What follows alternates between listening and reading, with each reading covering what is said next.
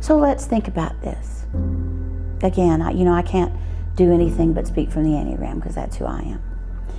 But 6 is on the Enneagram. Every Enneagram number is paired with a sin or a passion. 7 deadly sins plus 2. And I think there are more Enneagram 6s in the world than there are of the other numbers. And their passion or their sin is fear. And there are for sure churches that have fallen into a pattern, whether for good or whether or not their intention was for good or for ill, of trying to bring people to God by using fear. And as an aside, there are politicians who are trying to maybe get people to vote a certain way by using fear. And I don't use the word evil very often, and I don't use the word immoral very often. But lately I'm teaching, when I have a platform, that I think manipulating people with fear is immoral. Because I think the opposite of love for Jesus was not hate. I think the opposite of love for Jesus is fear. You can't get to an abundant life through fear? Absolutely not. Absolutely not. Fear is manipulative and reductive and unloving, and abundance is the opposite of all of that. And I think we've confused abundance with plenty, and I think we've confused plenty with whatever we can get, and I think we've confused whatever we can get with more. So Richard Foster, again, around the same time in the 70s, about then, and he said a lot of wonderful things since then, so I wouldn't want to put him in that box. But he also said that all people are entitled to at least these 3 things: provision, place, and personality.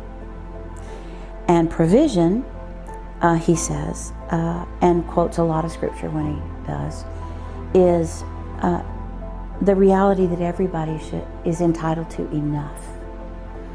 And gosh, we've way surpassed that in parts of the world, and we've ignored the lack of that in parts of the world. How do you scale up enough? Well, I don't think you can, unless you call it abundance or success or what I deserve or what I've earned or privilege or all of that.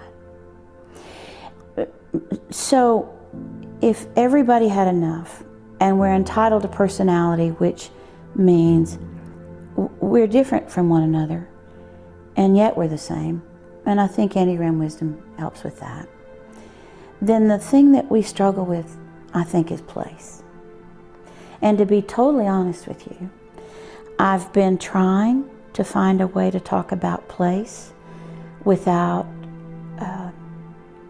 offending anybody for probably 20 years. And with your accent? My accent doesn't get me everything.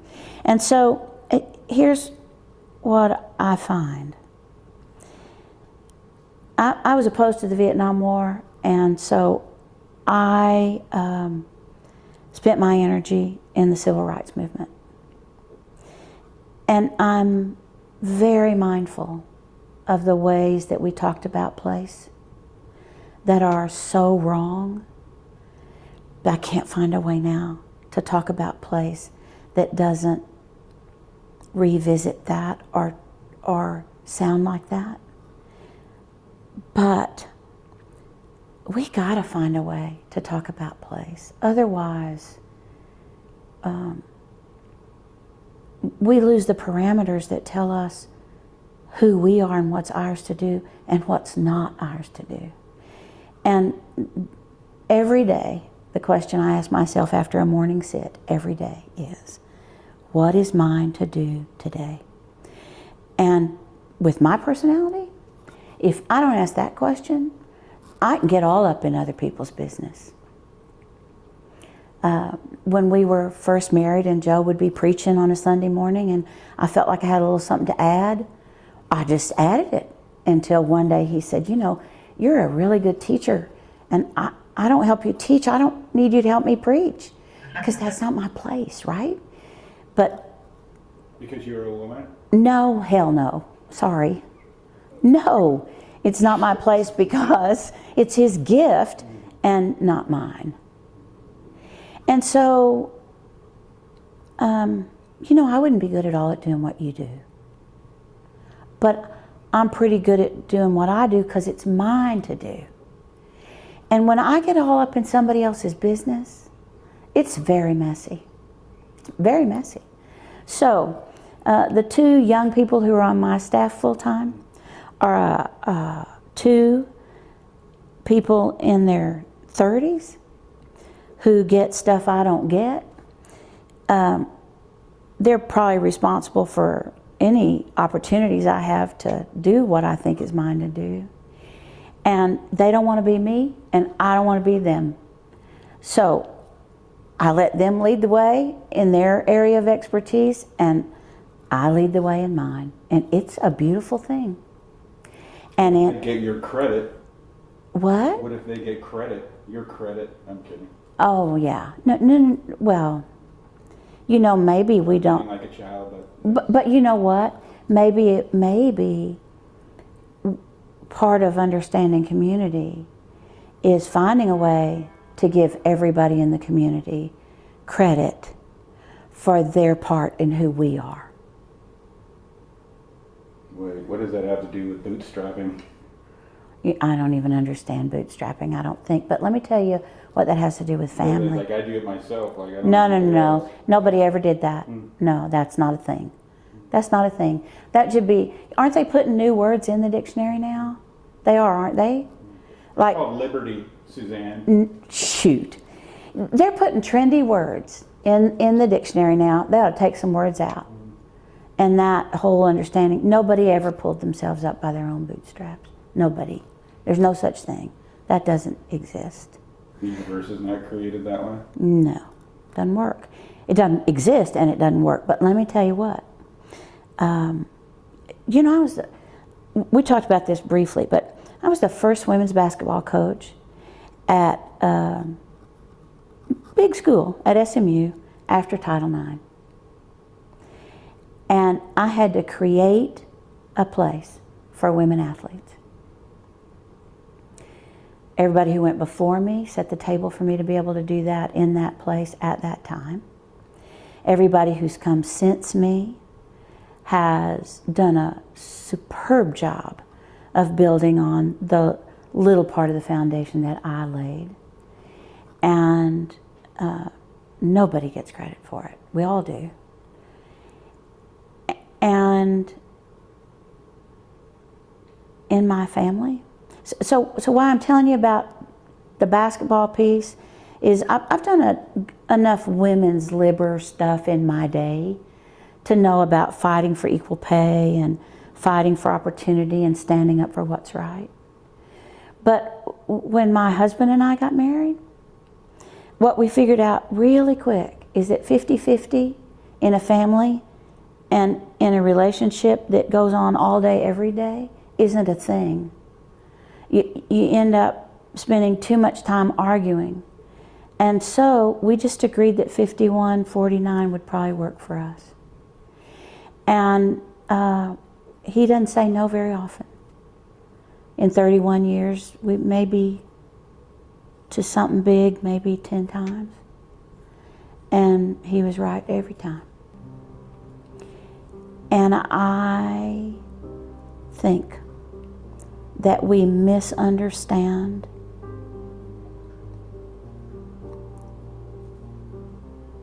the term relationship if we always see ourselves on top or as in charge or right. That's why I want baby boomers to move over and see what they have to learn instead of always focusing on what they have to teach. Or to build. Yeah, and you know, I did a bit one time about I don't even know if I can call this up, but I might be able to, about churches. And the generation ahead of mine built churches, and my generation sustained churches. And then what comes next after that? It has to be as big as those two things. And so I think the next generation is shepherding change in churches. Turning them into concert halls? You know what? The church where my husband pastors, there are 11 worship services a weekend.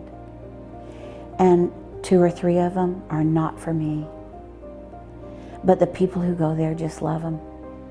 And if you have the resources and the opportunity to create worship so that everybody can find a way to express their relationship with God, I'm all for it. I'm just all for it. I think Phyllis Tickle was a friend of mine. And you know, she used to teach that worldwide there are 39,000 distinctively different Protestant denominations. I don't even know what that means. Does that mean you have to be a different denomination to worship in a different way? I don't like contemporary worship. It doesn't move me, it doesn't comfort me, and I don't like it. But some of my kids do.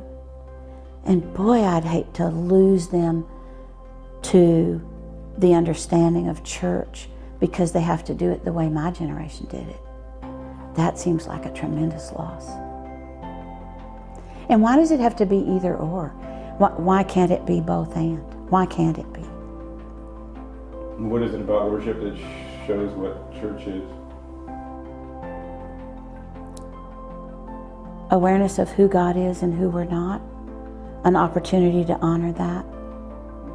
Giving.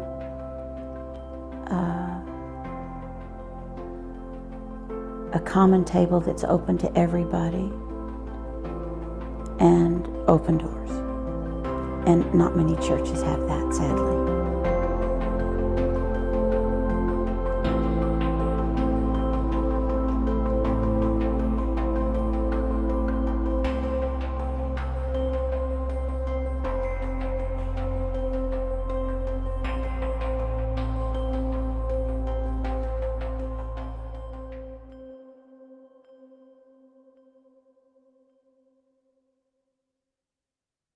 Well, I think there's a lot in that film. So what resonated with you most, or one thing that resonated with you? Well, I'm an idea person, and so a lot of times people take my ideas and then they do all the work and then they end up getting the credit for it, and that hurts sometimes. I'm learning how to balance that I don't always need credit, but sometimes you really want the credit and to feel included, but so, yeah.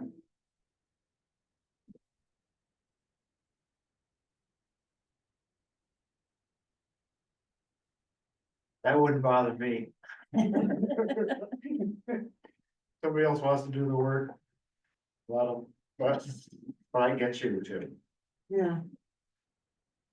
Well, I think it's interesting because she says that one of the things that we need in a church is for everyone to find their place. When she first started talking about place, and I was watching this video for the first time, I misunderstood what she meant by place. You know, as soon as she started talking about place, before she explained what she meant by it, I thought of a geographical place. And I'm of the belief that where you live and the kind of place you live in influences how you live your life. And sometimes your spiritual life as well. That's not what she's talking about. She's talking about your place in terms of what's yours to do. And maybe yours to do is to be the creative force, you know, and what yours to do is the doing, you know. So Also, I resonated with place also, I mean, in terms of thinking about it as she was talking. And what I see, you know, ideally in community and in church, the opportunity is to discern gifts. And so when she was explaining place, then the synonym for place in that conversation could be something like gift, finding your gift to the world. So like when you talk about ideas, you know, that is a gift. That's truly a gift. And I love when someone has an idea or has a proposal or engaging in something new that's, you know, that they haven't been involved in before. What's really fun to do is to how did this idea come to you? Or how did you come to be on this path? You know, it's like, how did we get involved with the shower and laundry at Asbury? The kernel or the event or the aha moment, well, you know, and to hear about Ted's, you know, asking people that he would met on Monroe Avenue, for instance, So I had a that conversation, type of thing is so, how does your imagination get sparked to act? And that's where the humility comes in, you know, really to acknowledge, well, you know, I heard this person speaking, you know, and, you know, like, that's where you get credit. I talked to Ted about that, I had a conversation with him about it, and he said that originally he really wanted to have all the Asbury things here. He was really excited about, having them here. And people, had to tell him, no, Asbury's already got it set up. They already had the services and things, and he said it was a really lesson in humility on his part to let Asbury have all the services and work with them, cause the part of him really wanted to lead and have it here. So, yeah, that was something where he had a lesson. So it's the humility. I mean, it's, you know, and then what's interesting is that some of the homeless people that I'm meeting, they want to know more about Third Church. You know, right? I mean, Yes. which is a real gift as well. So you know, being, you know, modeling collaboration leads to collaboration. Yeah, I was just gonna say, you know, collaborating is a really great idea in so many ways. I mean, you're making the best use of resources that way. You know, people resources, financial resources, because there's no reason for everybody on East Avenue to be doing the same kind of outreach. You know, I mean, in some senses, yes, there are things that all of us can do separately that look like similar things, but I think that's. Yeah, I liked also when she talked about worship, that she doesn't like contemporary and but her kids do and other people do. That why does there have to be my way or their way? Why can't it be both ways? And I think that's the same with relationships. Why does it have to be your way or their way? Why can't there be a third way? And she says about that in the other right. videos. So I think about that, and I think our comfort level with worship, at least in my opinion, has a lot to do with how we were raised and what church we were raised, you know, and so I also like the idea of generational change in churches, that the generation ahead of us got churches going, and in this church, several generations, that, you know, there was a generation for sustaining church, and now there's a generation needs to be thinking about shepherding change in the church, because everything's changed, frankly. But you know, my daughter is, you know, quite a bit younger than I am, but she can't stand contemporary worship either. And so her husband had a job in Livermore, California, as a youth leader in a Methodist church. And so we went up to, they were living in Oakland at that time and they were gonna move to Livermore. So we drove up there and we went into the church and there were these huge, big screens, hanging down over the altar. And she's like, oh, this is not good. And they had every third Sunday in that church, a rock band service, just every third Sunday. And she always apologized that we were here for it. I'll tell you something, I really loved it. It was great. It was almost like gospel music kind of thing, so I enjoyed it. Would I want that every Sunday? No. But it's interesting how that church brought something else in, but didn't destroy their, weekly worship. I mean, their traditional worship was there 3 out of 4 Sundays. So I think she's right. We do lose people. And I don't know what a different kind of worship service would do for some of the kids we've lost in this church. Because we have lost them. Anything else that resonated with you? One thing, driving up and down the thruway, I'm always struck by a billboard I see. I forget exactly which way it faces.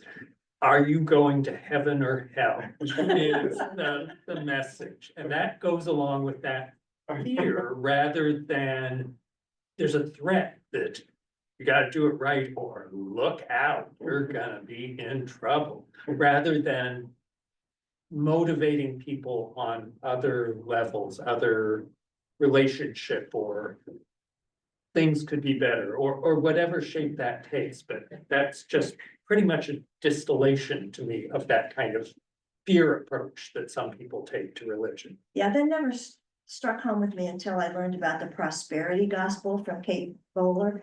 I don't know if you ever read any of her work, but I didn't understand prosperity gospel, but there are a lot of churches, I think particularly in the South, that are prosperity gospel. What is Worship. that? So if you have a lot, it's because you've been very good. And if you don't have much, it's because you've done something wrong.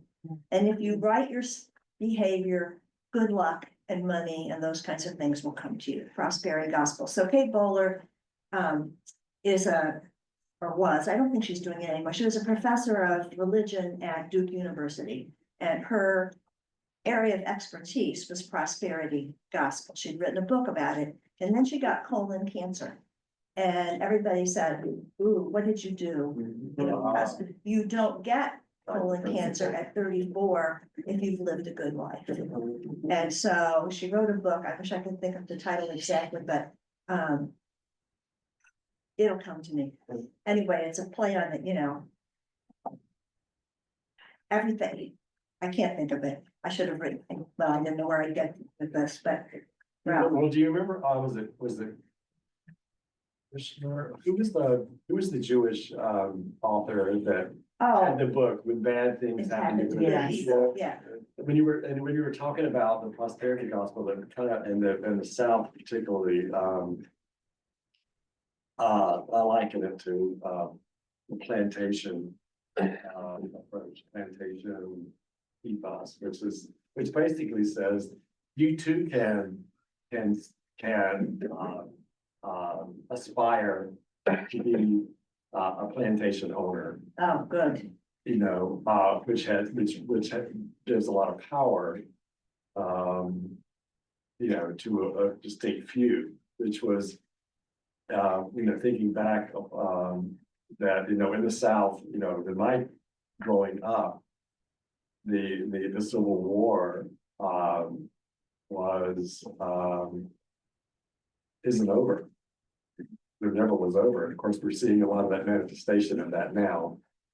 But also that whole mentality, the whole thing that if you just conform to the dominant narrative, then good things will happen to you. So I thought of the title of the book. Everything happens for a reason and other lies I've been told. Oh, I've loved, What? otherwise I've loved. Other lies Otherwise I've I've loved. loved. Okay. Oh, my goodness. And I listened to that book driving home from Wisconsin one year. I guess it was Illinois at that time where my daughter lived, and we got home and pulled into the driveway, and I said to my husband, I'll be right back, I'll help unpack the car. Because when you get to the end of that book, you don't know if she survived the colon cancer or not, and I ran upstairs and did a Google search on it and discovered that she has. And in fact, she's in remission and has been for quite a few years. And it changed, and like many people who have something like that happen to them, it really changed her life. So she spent a lot of time now, she has a podcast, she has a newsletter. She spends a lot of time interviewing people who have positive things to say. Which in a way goes back to this film, because, you know, what kind of emotions or personal experiences came up when she started talking about fear and freedom? Well, the politics, yeah, that's going on right now, yeah. So that's the first thing that came to mind, but then when she got talking about fear and religion, you know, I'm back to your billboard, Chris. You know, that people go to church because they're afraid that if they don't go to church, and it goes back to everything I've been told, you know, go to church and you won't need to be afraid. And I guess it, you know, I found out about that the Highlands where Dan and I lived, that they were, there's a movie group, and they show movies, periodically or every week, actually, a couple of times. And one this past week was the documentary about Shirley Chisholm. Who ran when I was, before I could vote. I mean, and so, and I didn't realize her motivation to visit George Wallace after he was shot. And she, as a Black woman, was really criticized by Black people for, why are you visiting this ardent racist man who has hurt so many people, you know, as governor of Alabama? And she ascribed it to her faith. That there's always a possibility of redemption. And so they actually had some of the clips of her visiting him and some of the conversation. Not later on, when he actually was really atoned in some fashion for some of his well, mistreatment. more than anybody expected him to do. More than, yeah, exactly. Yeah. But it was, but she faced the fear, I mean, that a lot of people had, you know, and I think he was obviously very surprised that she would come and visit him, and he was, you know, facing his mortality, you know, while he was in the hospital beds, and, you know, and all that. But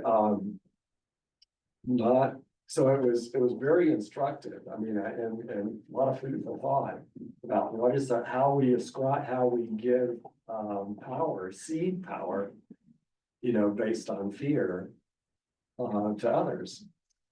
Now, I thought it was interesting that she said the opposite of love for Jesus is fear. Is that what she said? I think that's what she says. The opposite of love for Jesus. Hold on, I've got the transcript.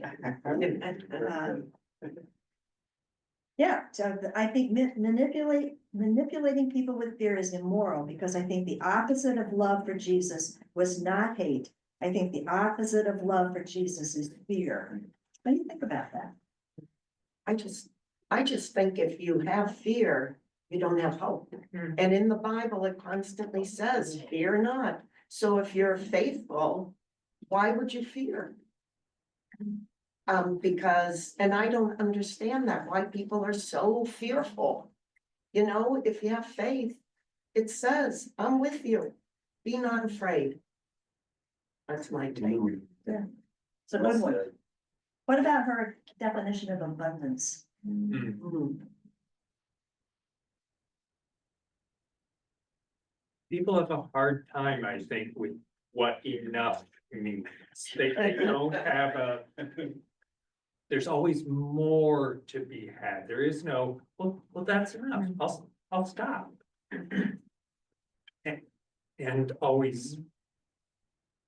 And the envy that goes along with, oh, somebody else looks like they have more than I have.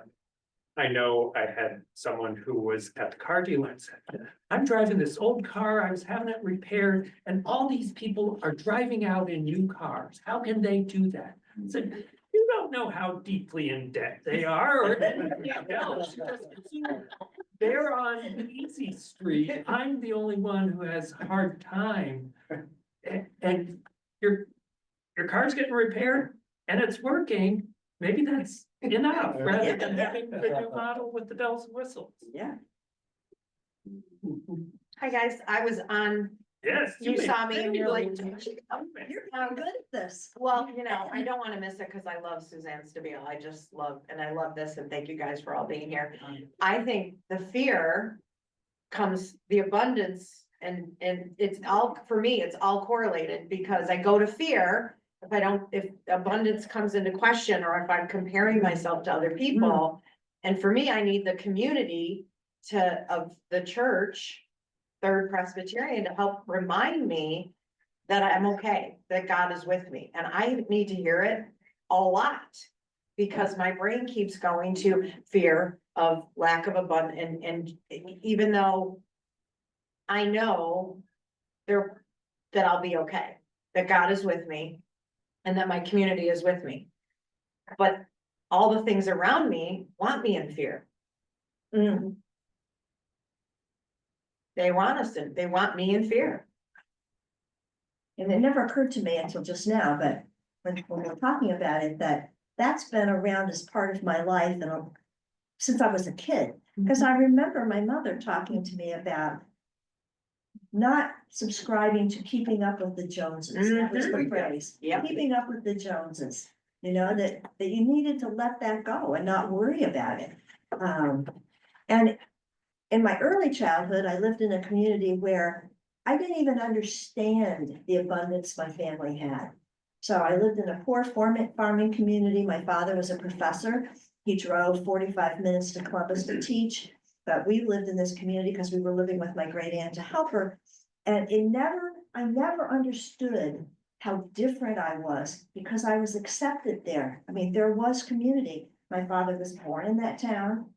He grew up in that town. My great aunt, who we lived there, were living with, we moved in with her when she was 85. She lived to be 98. So I was totally accepted. And then my parents moved us to New Paltz, New York, my junior year in high school. And all of a sudden, I realized that all the things I had, that I just took for granted. Because I didn't ever notice the difference between me and the people who, I had friends who didn't have indoor plumbing. You know, I never crossed my mind. We had one bathroom, you know, that was all, you know, we lived in town, they lived out, never crossed my mind. And then I get to this college community where everybody has abundance and many people have much more than I do. But all of a sudden I realized that I'd had a privileged childhood and I didn't even recognize. But that's the power of community, that I didn't understand, you know, the abundance that I had. And I think we can get trapped here, in this big church. You know, Ralph and I were both at this conference last weekend, and so we were talking about Third Church worship services when we came to Third, which for me was 44 years ago. And it was a high heels and pearls place. You know, I was in my mid-40s before I felt comfortable to come to church in a pair of slacks. You know, I mean, you dressed up to come to church. And, you know, I mean, people say, well, this is still high church. Boy, has it changed over 45 years. You know, it's much more relaxed. Yeah, we no longer have the ushers in morning coats and Well, I don't remember that. I don't well, I remember. never saw that, but. No, me either. Maybe it's the framing, or the use of the word abundance. But when I think here of abundance, I'm thinking about abundant life. And so it is, and that So the concept of enough. I see that, I see that within abundance, so like loving abundantly, love, unconditional, so I'm. The unconditionality of the idea of sharing. So that everybody has enough. So you make me think of abundance in a new way, not just in what you have, but in the way Spiritual you're abundance. treated. You Yeah, know, spiritual abundance and also sharing what we have, so it's like, and so the imagery of communion. Of course, we parse it out, but partly because of who has, dietary, concerns, with the bread, for instance, or. If it was wine versus grape juice, and some people have, no problem, so what's the accessibility? Like making communion really an open table, but. One thing that struck me one time, sort of like the loaves and fishes, story in the Bible, but. When you're breaking bread for communion, it really came to me one day that. I have never been in a communion service where there was not enough bread. And reason for that is that, well, it's starting to get, okay, now we got like half a loaf and you got all these people. But people just take smaller pieces, and that's the trick, but everybody does that. And it just brought a smile to my face that we. But I also Expand know- the circle to make room so that everybody has room to be included. I also know that the people who prepare communion worry greatly about that. So, It works with bread, but not communion cups. Not Right, bread. that's exactly right. Well, that's where you start dipping. Yeah, well, and that's how we used to do Rather it. than I mean, drinking, right? for a long time in chapel, we had communion every Yeah. single Sunday.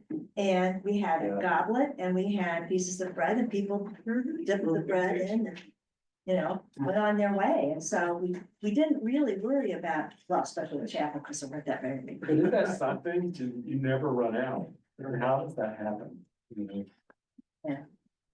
Ellen, At the end, wasn't there up on the screen, trust right next to fear? I think you're right, there And was. that's what struck me about it, is that not fear and the rest of what we're talking about, but trust. And how important that, what the opposite of that trust can be fear as well. They kind of go together. If you don't trust people, you're afraid. You're right, without trust, you're gonna be fearful. Yeah. I mean, in many ways and in many places. When I think about fear, I'm like somebody said, and the first thing that comes to mind is politics. The fear of, people are fearful, so it does influence how they vote, how they think, and, but I think fear is much more important in terms of relationships. Yeah, but if you don't trust that you're gonna have something to eat tomorrow, you're afraid. Absolutely, So, it's all over everything. that's right. Right. Well, it goes back to what she said. I didn't know the name Richard Foster, so I looked him up. Yeah. And he, many, many books, somehow I missed that name, but he talks about provision, place and personality. Everybody's, tied to those three things. So provision, and that's when she gets into abundance, place, what's mine to do. I think that's really important. I struggled with that when I was younger. What's mine to do? And once you figure out what's yours to do, it's easier to find ways to do what you're good at. Because you understand who you are in a way you don't, I don't think, when you're younger. I now look for volunteer jobs that I can do without too much effort because I'm good at it. And I've tried some volunteer things that I didn't do very well at. So understanding your place and what's yours to do, I think matters. One of our a number of people here, I'm sure, know of Jeff Least, Oh, yeah. who has ALS, Lou Gehrig's disease. And so his daily life, requires trust. Because, his esophagus, his esophagus needs to be, his airway needs to be, cleared out. Because phlegm develops, he can no longer move. And so his very daily life and sustenance requires complete trust of everybody around him. And you know what? He doesn't dwell on that. He can be an abject eater, Oh, yeah. but he's not. And so now they traveled down to Vero Beach and they're going to go on a cruise. But they have to have all the medical supplies every step of the way. Yeah, I talked to Mary, I said, how's Jeff doing? She says, well, we're going on a trip. Yeah. I was like, whoa. They went across country, and they had medical supplies shipped in every spot, all the way to the West Coast Wow. to visit family, because who knows what tomorrow's gonna bring. And he's kind of like his father, the whole thing about not worrying about tomorrow, but also what is in my control. What is it that I control? And so if it's out of my control, then I really shouldn't dwell on it because I can't do anything about it. So Well, it takes you back. why am I concentrating Yeah. and worrying about stuff that I can't do anything about right now, or So that's one of the things that I learned by taking the Enneagram class with Beth Strever, is that I began to understand my need to control it, okay? Because that's my issue, control. And as an elementary school teacher, it was a gift to feel like you needed to be in control because you were. And then I volunteered at Cameron Community Ministry in their after-school program for 4th through 6th graders, and I was not in control. And it was not an environment that I thought was conducive to getting your homework done or much of anything else, but it was not, I did know that it was not my place to say anything. But it was a really hard job, because I wanted to be in control. But In the very beginning of her talk, she said that most people that go to churches are sixes. Is that what she said? no, she said most people, she thinks there are more 6s than anything else, Oh. and my issue to deal with is control. A number 6 in the Enneagram, their issue to deal with is fear. Oh, They're the people who have to deal with fear. okay. And I understand my number, and I could talk to you about that, but even though she teaches all the numbers in her class, I don't remember that. Right. And I just, I said to people who were here early, I have all 3 of Suzanne Stabile's books up here, if you want to just take a look at them. I have not read them, but I have them, You but. needed that control over, I got her. I stuff got if I it. need Well, it. here's the thing, there's too many books and not enough time. Mm-hmm. And I bought the first one and then realized that they were sequential.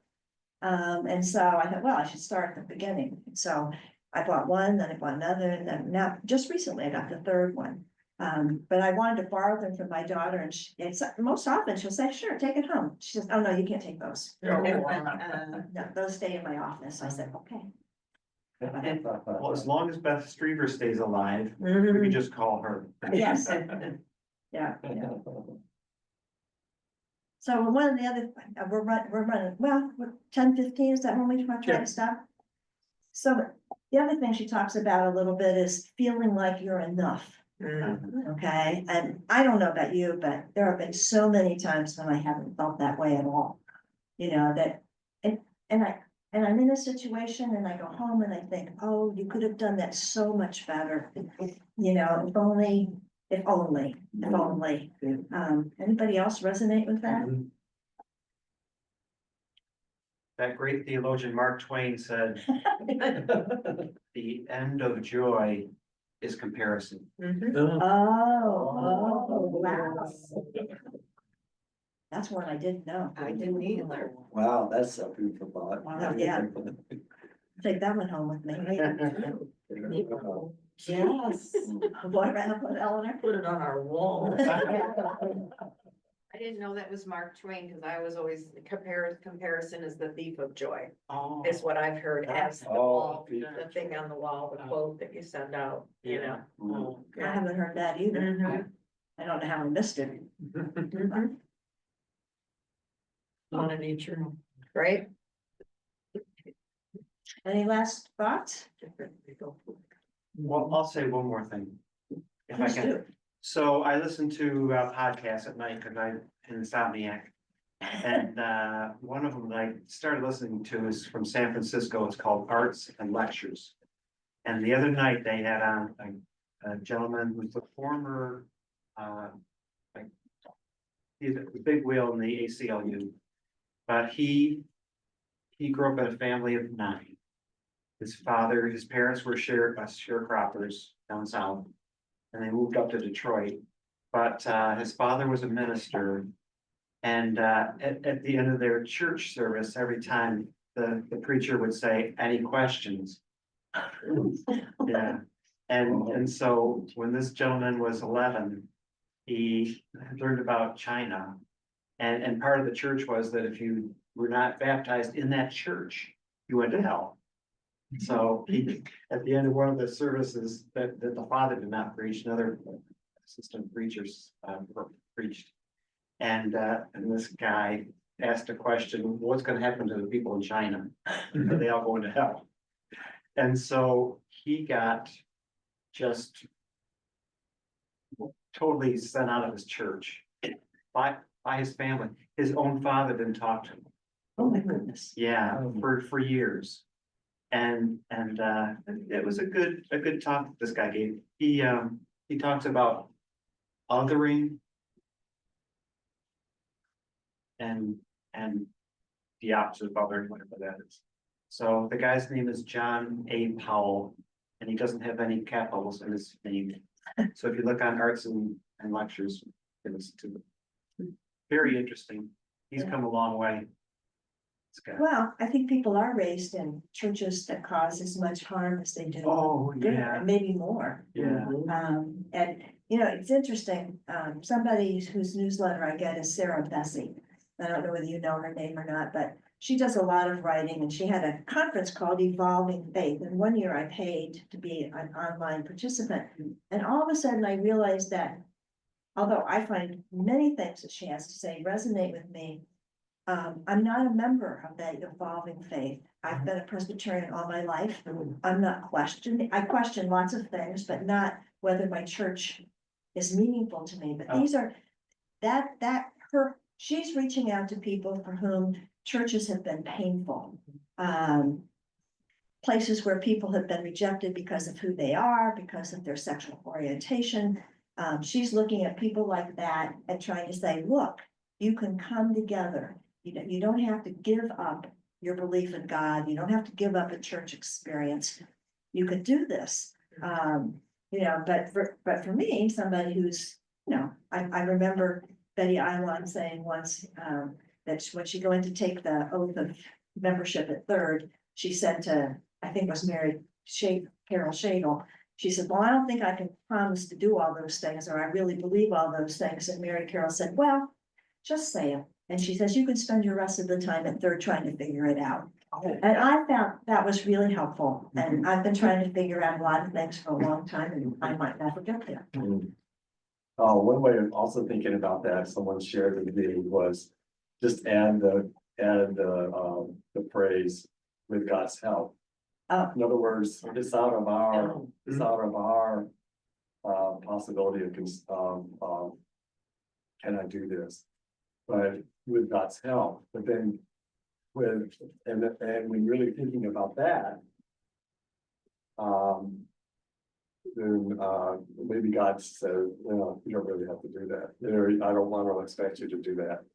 Because I remember going to, and it was really kind of surprising, one of the General Assemblies going to a gathering of the National Black Presbyterians Caucus.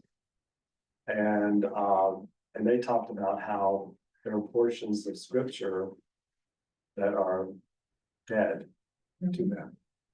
In other words, slaves, obey your masters, other parts of that. And they said, well, that has no meaning.